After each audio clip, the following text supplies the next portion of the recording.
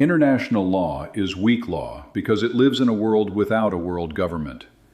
That sounds obvious, almost too obvious, like saying water is wet or diplomats enjoy furniture with small flags on it. Yet the whole problem begins there. Domestic law usually stands behind a sovereign state. It has police, courts, prisons, tax offices, legislatures, agencies, and armed officers who can compel obedience when polite language fails. A citizen who breaks the law can complain, appeal, delay, hire counsel, posture on social media, or invent a grand theory about why the traffic code violates natural liberty. At the end of the process, if the state decides to act, someone with authority can still show up and make him comply. International law rarely has that kind of final power. It has rules, courts, treaties, and diplomatic pressure. It has moral language and legal procedure. It has institutions with marble floors and meeting rooms where everyone knows where Angola sits. What it usually lacks is the one thing law needs when an actor refuses to obey: a superior force with unquestioned authority over the violator. International law can condemn, it can clarify, it can record, it can authorize pressure. Sometimes it can help punish. But it rarely punishes the strongest actors unless other strong actors choose to make punishment real. This does not mean international law is fake. That is the lazy conclusion, the sort of thing a man says after discovering one loophole and mistaking himself for Hobbes. International law is real, but it is structurally weaker than domestic law because the international system is anarchic. In political science, anarchy does not mean disorder. It means no sovereign sits above states. States are not citizens of a global republic. They are armed political communities living beside one another, bargaining, threatening, trading, deceiving, cooperating, and occasionally dressing self-interest in a very expensive moral vocabulary. That absence of a supreme authority shapes everything. In domestic law, the burglar does not get to decide whether the court has jurisdiction over him. In international law, jurisdiction often depends on state consent. In domestic law, police can arrest a defendant who refuses to appear. In international law, courts often depend on states to surrender suspects. In domestic law, the legislature can pass rules that bind persons inside the state. In international law, treaties bind states because states consent to them, and consent can be limited, withdrawn, contested, or interpreted with the elasticity of a diplomat trying to escape lunch. This is the first reason international law is weak. It tries to regulate sovereigns while depending on sovereigns. States create many of the rules. States interpret many of the rules. States enforce many of the rules. States also break the rules when the cost of obedience becomes too high. A system built this way can restrain behavior, but it cannot reliably dominate it. It can shape the conduct of states that want legitimacy, stability, and reciprocal benefit. It struggles when a powerful state decides that territory, regime survival, strategic advantage, or military necessity matters more than legal reputation. That point needs care. International law is not equally weak everywhere. It works far better in areas where states already want predictable order. Diplomatic immunity works because every state with diplomats abroad understands reciprocity. Aviation rules work because governments prefer planes to land rather than become falling conference rooms. Maritime law matters because navies and shipping companies both benefit from recognizable rules at sea. Trade rules, consular practices, and technical coordination often function quietly because the interests behind them are practical and repeated. War is different. Territorial conquest is different. Regime survival is different. Nuclear deterrence is different. These are the regions of international politics where law enters the room and notices that everyone else brought a knife. When the issue touches the survival of a regime, the expansion of a frontier, or the strategic position of a great power, law becomes one force among many. It may matter. It may shape alliances. It may create costs. It may clarify guilt. But it usually cannot decide the matter by itself. Domestic law disciplines subjects within a political order. International law attempts to discipline political orders themselves. That is a much harder task. A citizen is surrounded by the machinery of the state. A state is surrounded by other states, some friendly, some hostile, some useless, and some waiting to see who wins before discovering their principles. International law therefore works less like criminal law inside a city and more like a code of conduct among armed households along a dangerous road. The households may agree that arson is wrong. They may even sign a compact against barn burning. But if the largest household begins setting fires and no one wants to fight it, the compact starts to look decorative. The weakness of international law is also tied to consent. Consent gives international law legitimacy. It prevents the system from becoming naked imperial rule. A treaty binds because states agree to be bound. A court hears many disputes because states have accepted its jurisdiction. A rule of custom becomes law because state practice, joined with a sense of legal obligation, gives it authority. This consent-based structure is civilized. It respects the fact that states are not provinces under a planetary governor. Yet the same consent that makes international law legitimate also makes it fragile. A state can refuse to sign a treaty. It can sign with reservations. It can ratify and then drag its feet on domestic measures. It can accept jurisdiction for one class of disputes and reject it for another. It can comply when compliance is cheap and reinterpret the rule when compliance becomes painful. States rarely announce that they are breaking international law because they have decided villainy is good exercise.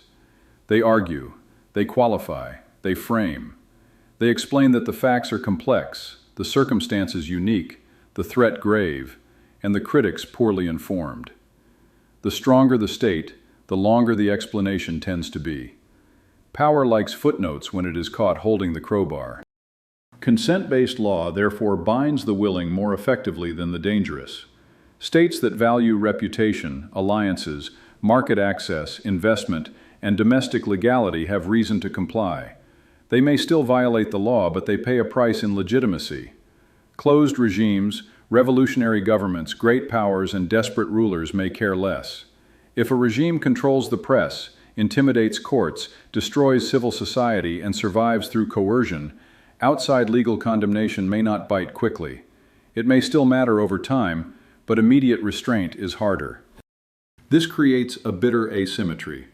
Liberal democracies often face more legal pressure because their own institutions make scrutiny possible. Journalists investigate. Courts hear claims. Opposition parties attack governments for misconduct. Civil society groups collect evidence. Military lawyers leave records. A closed regime can conceal crimes, suppress witnesses, and accuse critics of foreign subversion. The result is perverse. A state that retains some legal conscience can be more vulnerable to legal criticism than a state that has burned conscience for heat. International courts show the same weakness. They can issue serious judgments. They can clarify obligations. They can identify violations. They can shape the historical record. Yet they usually depend on state cooperation. The International Court of Justice can decide disputes between states when jurisdiction exists, but jurisdiction often rests on consent. The International Criminal Court can issue arrest warrants for certain grave crimes, but it has no world police force. A court without custody has judgment but not muscle. It can point to the prison door. It cannot always drag the accused through it. This does not make international courts useless. Their value is subtler and often slower. A judgment can alter diplomacy. A warrant can narrow a leader's travel. A ruling can support sanctions, domestic litigation, military aid, or future settlement. A court can deny the violator control over the story. That matters because power wants silence after it acts. Law creates memory. It says, this was done, this rule was broken, and these persons were responsible. Sometimes that record becomes punishment years later, after a regime falls, an ally withdraws, or a former official discovers that retirement abroad is less peaceful than the brochure promised. Still, the enforcement gap remains. Domestic courts sit inside a state. International courts sit among states. The first can rely on coercive machinery. The second must ask states to cooperate. When states cooperate, international justice can function. When they refuse, the court can look like a cathedral bell ringing over a battlefield. The sound is solemn. The artillery does not stop because it has heard tone. The United Nations Security Council was supposed to help solve the enforcement problem for threats to international peace. It can authorize force, impose sanctions, and create binding obligations under certain conditions. It is the closest thing the world has to a central enforcement organ for security matters. Yet it was never designed as an impartial court of global justice. It was designed as a great power management chamber after the Second World War. That distinction matters more than most public commentary admits. The permanent members of the Security Council have veto power. This means the strongest states possess a formal privilege denied to others. If one of them, or a protected ally, is the target of enforcement action, the Council can be blocked. To the moral imagination, this looks outrageous. To the realist mind, it looks like the price of keeping major powers inside the institution. A system that allowed smaller states to authorize coercive action against the United States, Russia, or China without their consent would not have survived long. The great powers would have ignored it, sabotaged it, or built rival structures. The veto is therefore not an accident. It is the system admitting that law cannot outrun power. The Security Council preserves a form of order by granting special status to the states most capable of destroying that order. This makes the institution durable, but it also makes justice uneven. A small state that violates international peace may face sanctions, intervention, or isolation. A great power may block action against itself. A client state may survive because its patron shields it. Legal equality exists in principle. Enforcement reflects hierarchy. That hierarchy is one of the central reasons international law is weak. International law speaks in universal terms, but the world is not universal in power. Some states have nuclear arsenals, global intelligence networks, reserve currencies, expeditionary forces, and alliance systems. Other states have a flag, a debt problem, and a foreign ministry trying to share one printer. The law may call them equal sovereigns. Reality responds with a dry cough. Great powers experience law differently. They can absorb reputational costs that would damage smaller states. They can retaliate against sanctions. They can pressure courts and international bodies. They can offer incentives to supporters and punishment to critics. They can frame legal disputes as geopolitical attacks. They can fund their own narratives, publish legal justifications, and turn enforcement into a test of alliance loyalty. A small state has fewer options. If it breaks rules, it may face immediate consequences through aid cuts, asset freezes, trade restrictions, or diplomatic isolation. It cannot usually make the whole system pay a price for punishing it. This does not mean international law is only a mask for power. That would be too crude. Power uses law because law matters. A state that can describe its conduct as lawful gains diplomatic support more easily. Allies prefer legal arguments. Domestic publics prefer the appearance of restraint. Military bureaucracies prefer written authority. Courts and legislatures need justifications. Even empires enjoy paperwork, especially empires. The paperwork is where the empire tells itself it is administration rather than appetite. Law also gives weak states tools they would lack in pure power politics. A small state cannot defeat a great power by citation, but it can use legal claims to rally allies, maintain non-recognition of illegal acts, support sanctions, and preserve rights for future settlement. Law gives the weak a language that brute force denies them. That language does not guarantee rescue. It does give others a banner under which rescue, pressure, or resistance can gather. In that sense, international law is weak but not empty. A fence that cannot stop a tank can still show where the tank crossed. The law of war reveals both the nobility and weakness of international law. International humanitarian law attempts to regulate the worst human activity, organized violence. It requires distinction between combatants and civilians, proportionality in attack, humane treatment of prisoners, and limits on methods of warfare. These rules matter. They can mean the difference between a prisoner living and dying, between a hospital spared and struck, between discipline and revenge. Only a fool sneers at them because they are imperfect. A cracked shield is still better than bare skin. Yet wartime law is difficult to enforce in real time. War brings fear, uncertainty, propaganda, secrecy, and pressure. Commanders act on imperfect intelligence. States classify evidence. Armed groups hide among civilians. Civilians are displaced, witnesses flee, and the ground itself becomes evidence and grave. One side claims military necessity, The other side claims atrocity. Some claims are true, some are false. Many are incomplete. Law must operate in smoke, and smoke is generous to liars. During active conflict, enforcement often depends on the military discipline and legal culture of the parties. Professional armies may care about law because violations damage cohesion, alliance support, and future legitimacy. They may also care because officers know records survive, orders leave traces, satellites watch, lawyers review targeting decisions, journalists dig, enemies collect evidence. The battlefield now has a bureaucratic afterlife, and that fact can restrain men who might otherwise behave as if tomorrow were a rumor. But the law of war becomes strongest after the war is over, especially when the losing side loses protection. Nuremberg followed defeat. Later tribunals depended on political conditions that made custody possible. Domestic prosecutions often follow regime change. This creates the dark impression that international criminal law punishes losers. That is too simple, but it contains enough truth to sting. The victorious, the protected, and the powerful are harder to prosecute. The defeated, abandoned, or isolated are easier to reach. Law may judge impartially once the accused stands before it.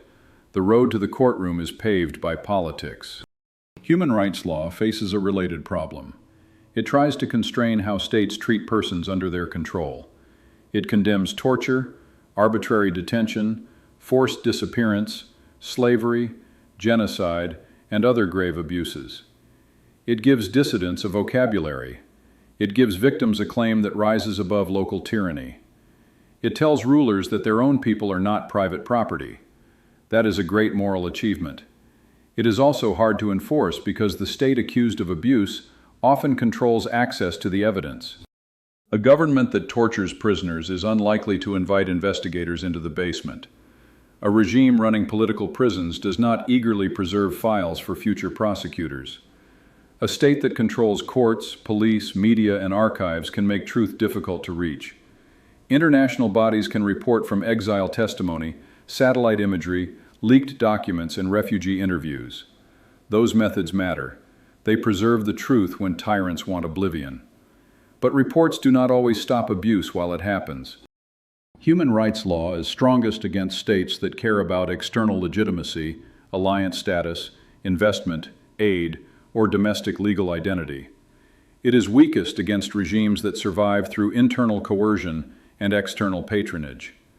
If a government can tell its population that foreign criticism is hostile propaganda, and if no domestic institution can challenge that claim, outside legal pressure may become slow and indirect.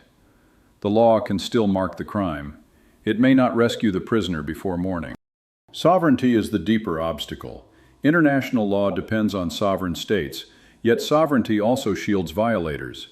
The sovereign state is the central unit of the system. It controls territory, enters treaties, sends diplomats, and bears obligations. Without sovereignty, international law loses its architecture. But sovereignty also allows rulers to say, "This is our internal affair," even when the affair involves prison cells, mass graves, or cities shelled into dust. International law has tried to limit that shield. Some crimes are no longer treated as purely internal matters. Genocide and crimes against humanity offend the wider legal order. Torture is not redeemed by a national flag. Aggression is not made lawful by a speech. Yet every attempt to pierce sovereignty creates another danger. Powerful states may use moral language as cover for domination. Humanitarian concern can be sincere. It can also be a velvet glove around regime change policy. A weak state has reason to fear both tyranny at home and rescue by a stronger state that suddenly discovered compassion near an oil route. This is why international law hesitates. Too much sovereignty gives abusive rulers cover. Too little sovereignty gives ambitious powers excuses. The system tries to defend territorial integrity while condemning mass atrocity. It protects non-intervention while recognizing some obligations to humanity. It limits war while preserving self-defense. The result is messy because the problem is messy. Clean doctrine is easy when no one has to govern the consequences. Ambiguity makes this weakness worse. International law is often ambiguous because ambiguity allows agreement. States with different interests can sign the same text because the language leaves room for interpretation. Diplomats know this. They choose phrases that bridge disagreement, postpone conflict, and let each capital claim victory at home. The treaty is born smiling. The future dispute is already asleep in the crib. Ambiguity appears everywhere important. States agree that self-defense exists, but they argue over imminence, necessity, proportionality, and the role of non-state actors. States agree that civilians should be protected, but they argue over targeting, human shields, military advantage, and feasible precautions. States agree that aggression is unlawful, but aggressors almost always claim defense, invitation, historical title, or protection of threatened persons. The words are solemn. The interpretations arrive wearing mud on their boots. This does not mean ambiguity is always bad. A rigid treaty may attract fewer parties. Broad language can create a shared framework that practice later refines. Domestic law develops through interpretation too. The trouble is that international interpretation depends on political consent and power. If powerful states benefit from ambiguity, they may preserve it. If a rule becomes too clear against their preferred conduct, they may resist clarification. Legal fog is inconvenient for victims but useful for governments that like maneuver room. Customary international law carries a similar difficulty. Custom arises from general state practice accepted as law. It is real law, and it matters in many fields. Yet it is often contested because practice is uneven and motives are hard to prove. States do many things from fear, convenience, pressure, habit, or calculation. Proving that they acted from legal obligation can feel like performing surgery on a shadow.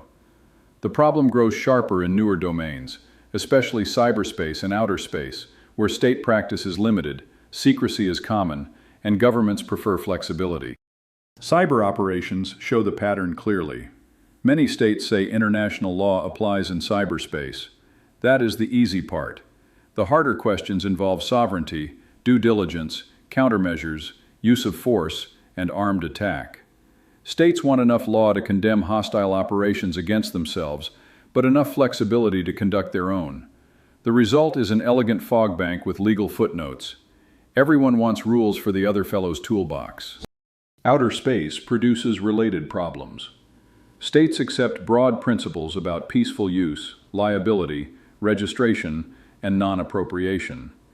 Yet military dependence on satellites, counterspace weapons, commercial constellations, and dual-use infrastructure complicate the picture.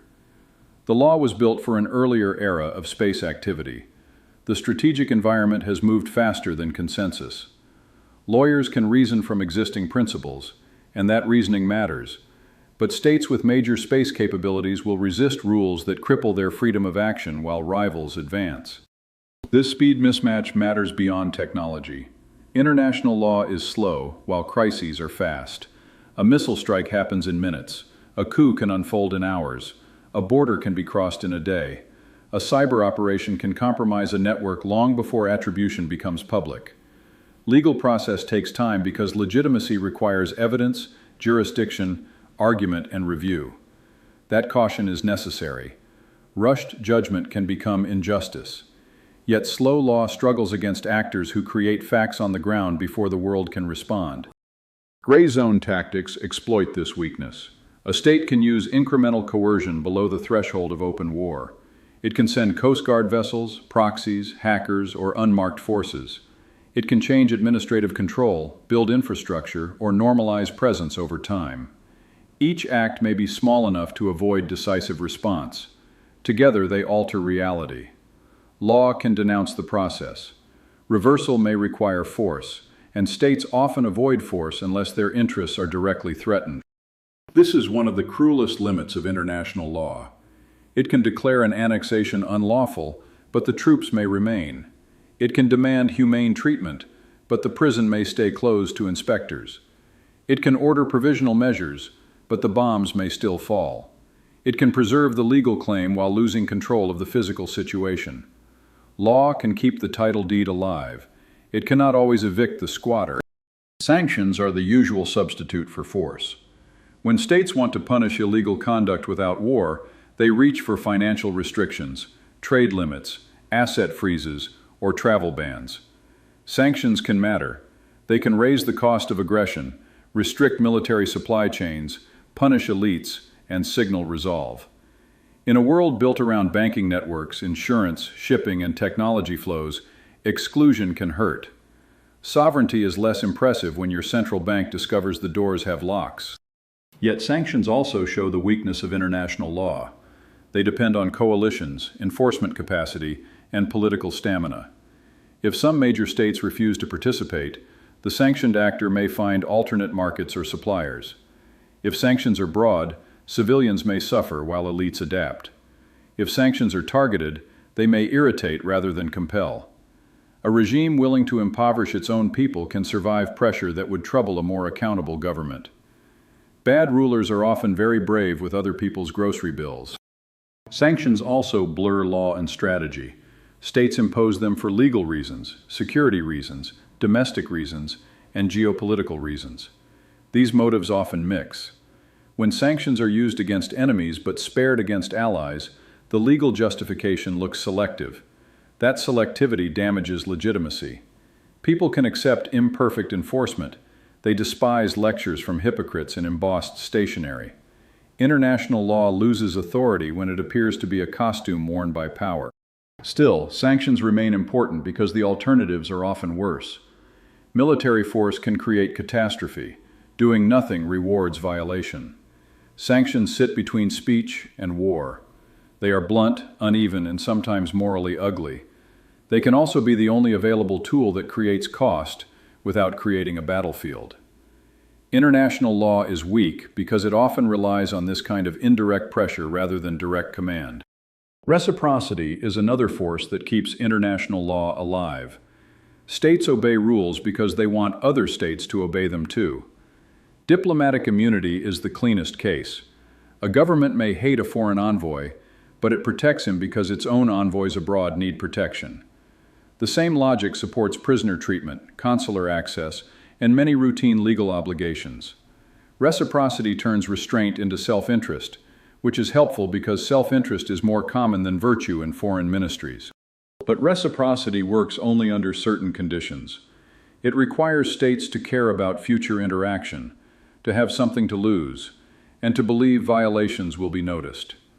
It weakens against actors that do not expect equivalent retaliation. A militia that holds no embassies abroad cares little about diplomatic reciprocity. A regime that does not permit free civil society at home may not fear restrictions on civil society abroad. A state with few overseas assets may be less vulnerable to asset freezes. Reciprocity needs mutual exposure. Some actors build their strategy around avoiding that exposure. Reciprocity also becomes fragile when one side exploits the other's restraint. If one military follows the law while the enemy hides among civilians or executes prisoners, domestic anger grows. Lawful conduct can begin to look like unilateral restraint in a contest with men who treat restraint as weakness. The temptation becomes symmetrical brutality. "They do it, so we may do it," is one of mankind's oldest excuses, usually delivered shortly before everyone behaves worse. International law tries to prevent that collapse by making some duties non-reciprocal. Certain obligations apply even if the enemy violates them. That principle is necessary because otherwise the worst actor would set the moral ceiling for everyone else. Yet it is difficult to sustain politically. Citizens ask why their sons must follow rules when the enemy does not. Commanders ask how long discipline can survive asymmetry. Lawyers answer correctly that law must hold. Politics answers that correct arguments still need public endurance. Reputation also helps enforce international law, but reputation is unevenly valuable. States that want investment, alliances, market access, and diplomatic leadership care about being seen as reliable. A state that keeps treaties and respects judgments becomes easier to trust. A state that violates obligations may face suspicion in future negotiations. Reputation is strategic capital. It lowers the cost of cooperation and raises the cost of betrayal. Some states can spend reputation freely. A great power may violate a rule, endure criticism, and later rebuild relations because others still need its market, military support, energy, or diplomatic vote. A closed regime may turn foreign condemnation into domestic legitimacy by presenting itself as besieged. A revolutionary government may prefer defiance to respectability. In a divided world, reputation is not one scoreboard. It is many audiences, each applauding different sins. This weakens legal pressure. Condemnation hurts most when the audience matters to the accused. If a government values standing in a particular community, legal shame can bite. If it draws legitimacy from rejecting that community, shame may become fuel. This is why international law works best within communities that share expectations. Dense legal orders among like-minded states can become quite strong. Across hostile blocs, law becomes more contested and reputation more fragmented. Domestic law is often where international law becomes real. Treaties may require national legislation. Sanctions require domestic regulators. Arrest warrants require police. War crimes cases often require national courts. Human rights commitments may be invoked before domestic judges.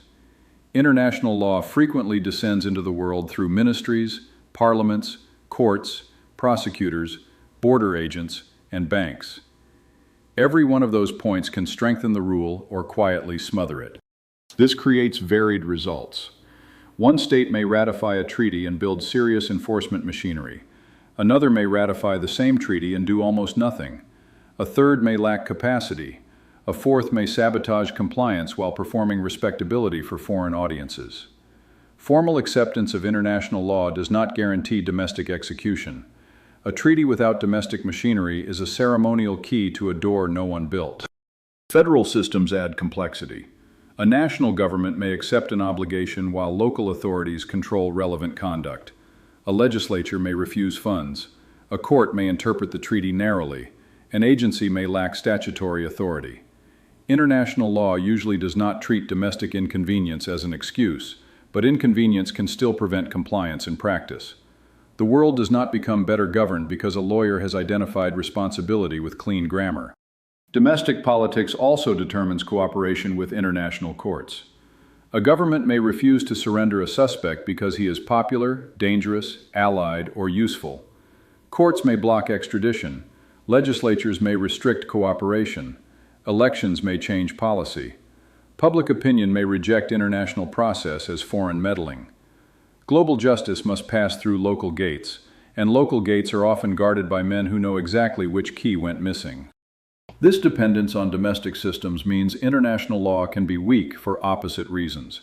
Powerful states may refuse compliance because they can. Weak states may fail compliance because they lack capacity.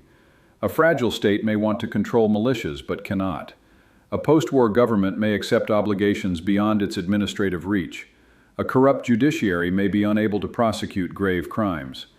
In such cases, the law is not resisted by strength, but defeated by weakness. Both conditions produce failure, though they require different remedies. The relationship between international law and politics is unavoidable.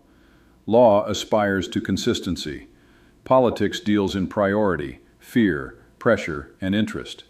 Since no global sovereign enforces international law automatically, political actors must decide whether to act. They decide whether to sanction, intervene, prosecute, condemn, fund, investigate, or ignore. Those decisions are shaped by alliances, elections, trade, military risk, ideology, and public mood. Law tells states what ought to happen. Politics decides what will happen, what can happen, and what can be explained to voters before dinner. This is why selectivity is so corrosive. A state may demand accountability for an enemy while shielding an ally. It may condemn aggression in one region and excuse occupation in another. It may defend sovereignty when convenient and humanitarian intervention when useful. The legal arguments may contain truth in each case, but the pattern breeds cynicism. Once people decide that legal language is merely a weapon of convenience, even valid claims lose force. The guilty benefit from the sins of the selective. The solution is not to abandon international law. That would leave only power. The solution begins with honesty. International law is not an impartial machine hovering above politics. It is a legal order embedded in politics. Its rules matter, but their enforcement depends on power, interest, institutions, and will. Pretending otherwise makes law look childish. Speaking plainly makes it more credible. A weak law honestly defended is stronger than a grand law sold with perfume and false eyelashes. The realist critique of international law says states obey rules when rules fit their interests and ignore them when they do not. That critique has force. States do often treat law as one instrument among many. They obey, reinterpret, evade, or violate depending on costs. Power shapes treaty design, enforcement, jurisdiction, sanctions, and institutional authority. No serious analysis can ignore that. A legal scholar who ignores power is like a ship captain who dislikes weather. Yet crude realism goes too far when it treats law as an illusion.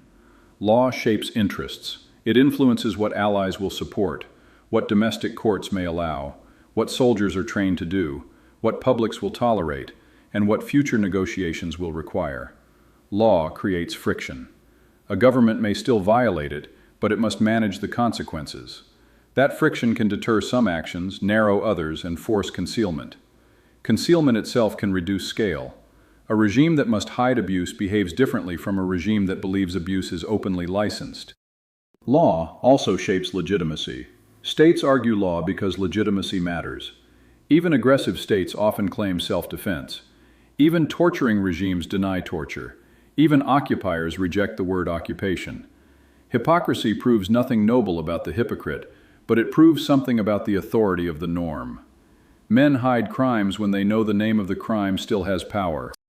International law therefore works as a restraint, a language, a record, and a coordination device. It does not replace power. It runs through power. Sometimes power captures it. Sometimes law disciplines power. Sometimes law gives power a legitimate form. Sometimes it waits, recording the crime until the political weather changes.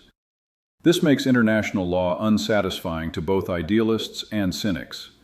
The idealist wants law to command. The cynic wants law to vanish. The truth is more troublesome.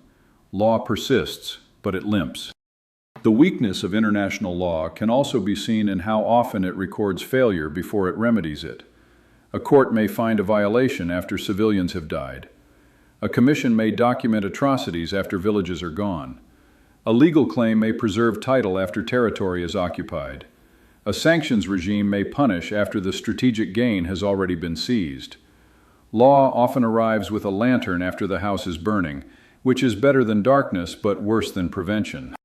Record-keeping still matters. Tyranny wants silence. Aggression wants confusion. Atrocity wants denial. International law preserves facts and gives victims a vocabulary. It says the dead were not collateral shadows, the prisoners were not administrative problems, and the conquered border was not magically revised by force.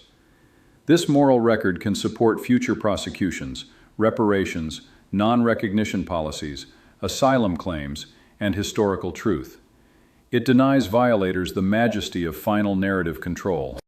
That long memory is one of international law's quiet strengths. Leaders often assume present power will last. It rarely does. Regimes fall, alliances shift, documents leak, witnesses survive, travel becomes risky. Former officials discover that the airport lounge is no longer neutral territory. Law can wait in the archive with the patience of stone. This does not console victims in the moment, but it matters over the long life of political judgment.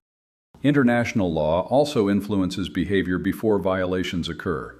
Professional militaries train on the law of armed conflict. Diplomats draft agreements with legal consequences in mind. Companies assess sanctions risk. States consider how actions will be received by allies and courts. Intelligence agencies may still operate in shadows, but shadows have edges. Legal risk becomes one factor in planning. It may not stop the operation, but it can change its form, scale, or authorization. The routine success of international law is easy to overlook because it is quiet.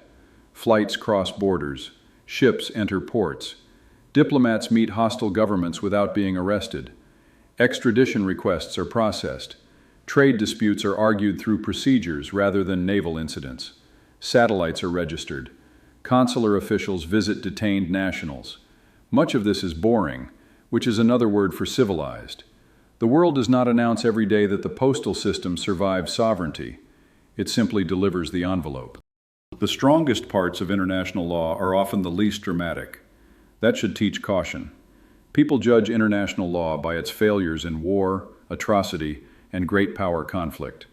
Those failures are real and grave. Yet the same legal order also supports daily cooperation across borders. If all international law vanished tomorrow, the result would not be heroic freedom. It would be confusion, predation, and a paperwork bonfire large enough to warm every smuggler on earth. The problem is that the public expects law to be strongest where stakes are highest. International law often works the opposite way. It is strongest where interests are shared and repeated. It is weakest where interests are existential and adversarial. In routine cooperation, states want the rule to work. In war or strategic rivalry, states want the rule to bind the enemy and spare themselves. The law does not disappear, but it becomes contested, stretched, and weaponized. This is why international law will remain weak. The conditions that produce weakness are not temporary. States will not surrender sovereignty to a true world government. Great powers will not accept equal vulnerability to coercive enforcement. Smaller states will not trust a world sovereign that great powers would dominate. Civilizations disagree about authority, rights, religion, territory, punishment, and legitimacy. Regime types differ. Threat perceptions differ. Strategic interests differ. A single global legal sovereign would require a single global political community. Humanity does not possess one. There is no world demos. People may share commerce, technology, climate risks, and occasional sporting events where flags behave better than foreign ministries. They do not share a political identity deep enough to authorize coercive rule over all major states. A world government strong enough to enforce international law against everyone would be terrifying if captured by bad rulers. Decentralization permits injustice. Centralization can universalize it. One tyrant ruling one country is a tragedy. One tyrant ruling mankind would be a discovery fit for the devil's filing cabinet. For that reason, the weakness of international law is partly a defect and partly a safeguard. It prevents reliable enforcement against the worst actors, especially powerful ones. It also prevents the creation of a planetary coercive authority with no meaningful outside. The world pays for sovereignty with impunity. It would pay for world government with the risk of universal domination. Neither price is pleasant. History is not a shop where the good options are kept in back. The practical task is therefore not to dream of international law becoming domestic law on a planetary scale. The task is to strengthen it where strengthening is possible. Treaty language can be made clearer where interests overlap. Domestic courts can be better equipped to prosecute grave crimes. Military legal training can be treated as part of discipline rather than public relations. Sanctions can be designed to focus pressure on decision-makers where possible. Evidence preservation can begin early. Alliances can make legal compliance a condition of partnership. None of this abolishes weakness. It narrows the room in which violators move. It is especially important to connect international law to domestic institutions. International obligations become more serious when national courts, legislatures, military commands, and agencies treat them as real. A government that embeds legal review into operations is more constrained than one that treats law as a press release after the strike. A court system capable of prosecuting war crimes at home reduces dependence on distant tribunals. A legislature that demands clear authorization for force can slow executive adventurism. Domestic law gives international law hands. Great powers must also accept that their own conduct determines the credibility of the system. Nothing damages international law more than selective sermonizing by powerful states. If a state invokes the Charter against enemies while excusing friends, it teaches cynicism. If it praises accountability abroad while avoiding scrutiny at home, it weakens the vocabulary it wants others to respect. Law can survive imperfection. It struggles to survive sanctimony. A crooked scale is bad enough. A crooked scale giving lectures on balance is worse. This does not require naive equality between allies and enemies. States have interests and obligations to their own people. No government will treat a treaty partner and a hostile power identically in every respect, but there is a difference between strategic judgment and legal fraud. A serious state can defend its interests while admitting legal limits. It can support allies while demanding discipline. It can criticize enemies without inventing doctrines it would reject in their hands. This is not softness. It is statecraft with a spine instead of a weather vane. The same realism should apply to international institutions. Courts and legal bodies should not pretend they can escape politics entirely. They should instead guard their legitimacy through careful jurisdiction, evidence, reasoning, and restraint. When international law overpromises, it invites backlash. When it speaks with precision, it builds authority. Majesty in law comes from seriousness, not theatrical volume. The robe does not need fireworks. Critics of international law often make the opposite mistake. They see weakness and conclude uselessness. That is childish in another direction. Many important restraints are weak. Promises are weak. Reputation is weak. Alliances can be weak. Marriage vows are weak if one party is determined to betray them. Yet civilization depends on weak things treated as binding. The question is not whether a rule can defeat every violator. The question is whether it shapes conduct, clarifies duty, and creates consequences often enough to matter. International law matters because even sovereigns need order. They need borders to mean something. They need treaties to be more than pauses between lies. They need diplomats to move safely. They need seas, skies, and orbits governed by expectations rather than improvisation. They need a way to accuse, negotiate, punish, and settle without always reaching for arms. Power without law becomes predation. Law without power becomes pleading. International law lives in the difficult territory between them. That territory is frustrating because it refuses purity. International law is not strong enough to guarantee justice. It is not weak enough to dismiss. It fails in the face of some atrocities and prevents other harms quietly. It bends before great powers and still constrains them at the margins. It is manipulated by hypocrites and invoked by victims. It produces solemn judgments that may not be enforced, then years later helps bring a fallen official to trial. It is both inadequate and necessary, which is perhaps the most human combination available. The best way to understand international law is to see it as weak law for a weakly ordered world. The world has states but no sovereign above states. It has shared interests, but no shared government. It has moral claims, but varied civilizations. It has courts, but limited custody. It has rules, but uneven enforcement. This does not make international law a fraud. It makes it a law of limits. Its tragedy is that it promises more than it can compel. Its achievement is that it compels more than pure cynicism admits. It cannot end war, but it can shape how war is judged and sometimes fought. It cannot prevent every atrocity, but it can preserve the accusation and punish some perpetrators. It cannot make all states equal in power, but it can give weaker states a language against domination. It cannot abolish sovereignty, but it can deny sovereignty the right to call every crime private. That may sound modest. It is modest. But modest order in international politics is still a form of greatness. The alternative is a world where every border is temporary, every treaty is decorative, every civilian is terrain, every prisoner is leverage, and every dispute is settled by the oldest rule of politics: who can make whom obey. International law does not deliver mankind from that rule. It interrupts it, it argues with it, it records its crimes. Sometimes, when power aligns with justice, it punishes it. International law is weak law because it governs sovereigns without ruling them. It matters because even sovereigns must answer to something beyond appetite. The answer may come late. It may come unevenly. It may arrive through sanctions, courts, alliances, domestic trials, or the slow disgrace of historical memory. But the answer exists.